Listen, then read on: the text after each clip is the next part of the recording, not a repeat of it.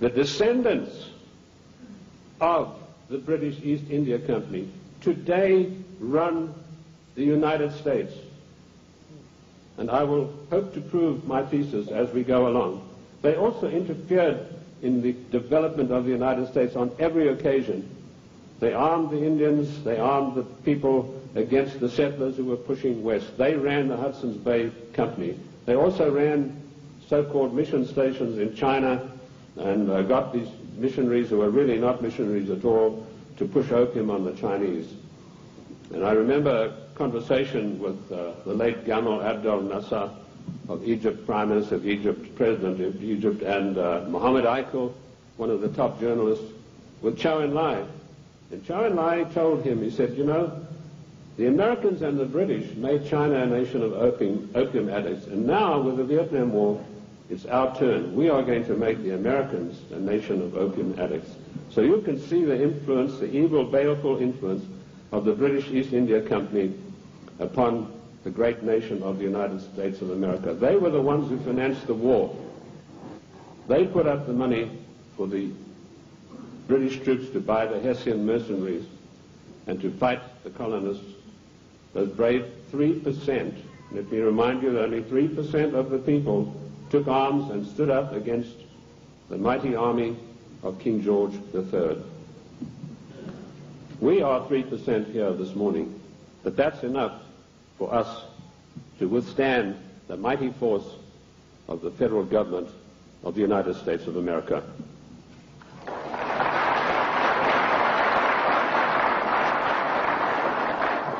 These 300 men in the Committee of 300 still run the world today with an iron fist.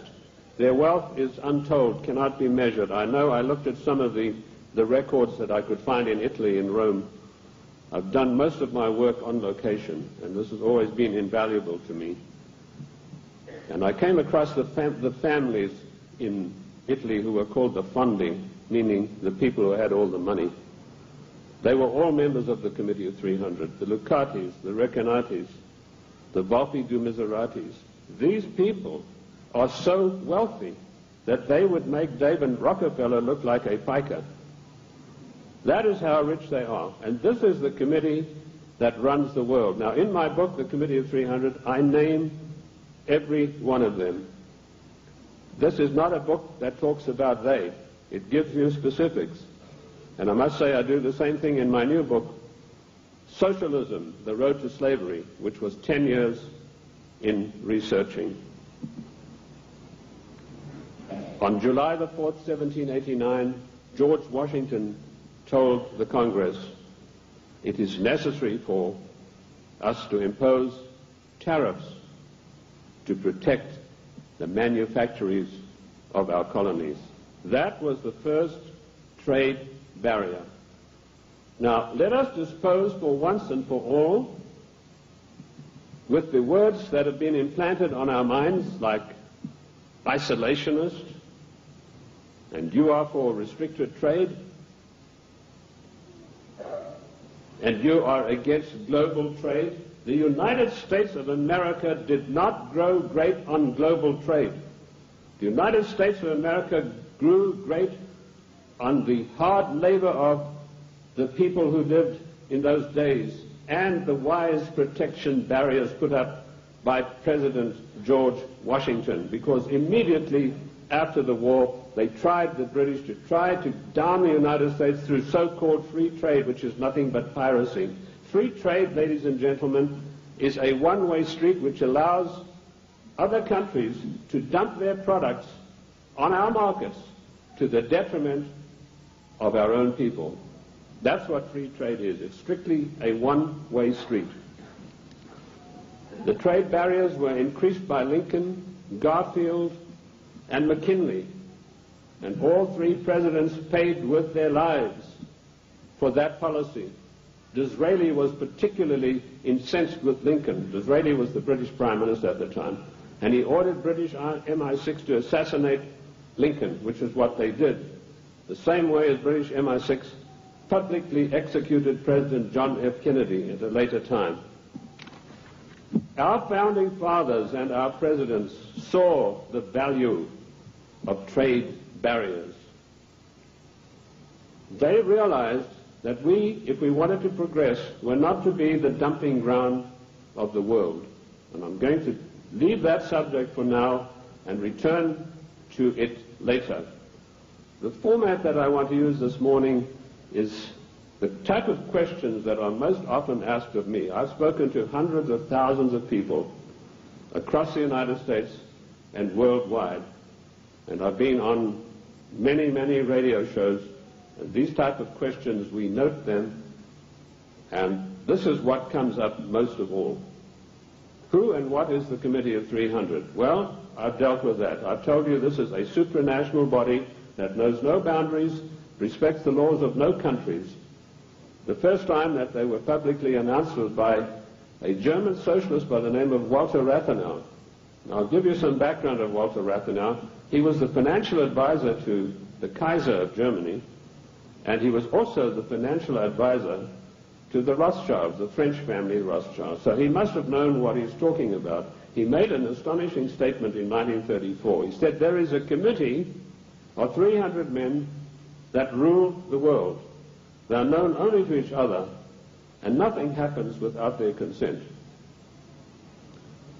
When former head of state Mikhail Gorbachev visited the United States a few years ago, flanked by George Bush and Quayle, he opened his Gorbachev Foundation in the United States. And he let slip, he said, this is being done with approval of the Committee of 300. CNN cameras were on him. They immediately switched. Now, I wrote to CNN and I said, could I have a transcript of this program, which they said was available. I never got a reply. I followed it up with letter after letter, but nothing ever came of it. The point I'm trying to make, ladies and gentlemen, is that the federal government, the secret upper-level parallel government that runs the United States, does not want you to know that you have an upper-level parallel government that calls the shots, that dictates what is going to happen to your life and mine. So that's how I found out about the Committee of 300. The next question is, what are their goals? Their goals are a one-world government, latterly called the New World Order. The one-world government began with King George III. At the time that the colonists were brave enough to take him on, King George was already busy formulating a one-world government, and he had lined up at least 50 countries that were willing to come into this future world dictatorship with him.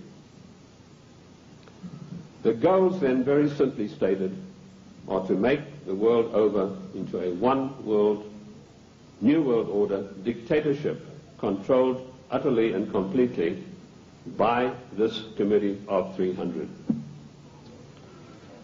How can they possibly carry out their goals? That's the next question that I'm often asked.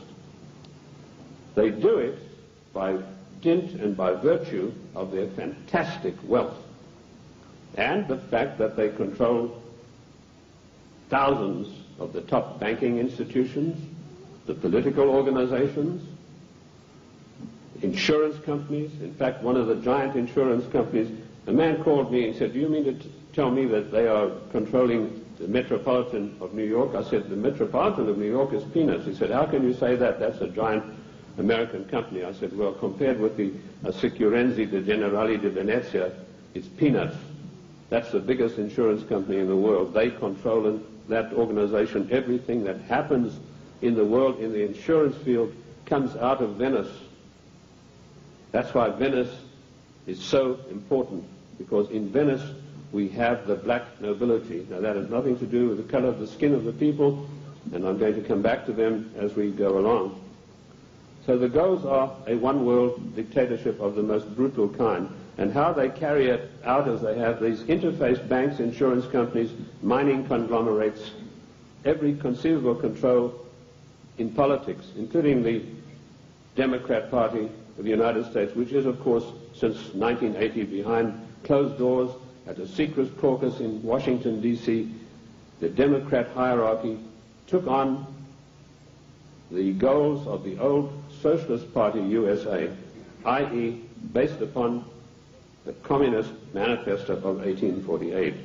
If you have a copy of my book, and I'm not pushing it, but in my book, The Committee of 300, I list every one of their huge, gigantic corporations, how they interface. And this, ladies and gentlemen, is an eye-opener because it gets right down to the nitty-gritty of your everyday life in the cities and towns across the United States.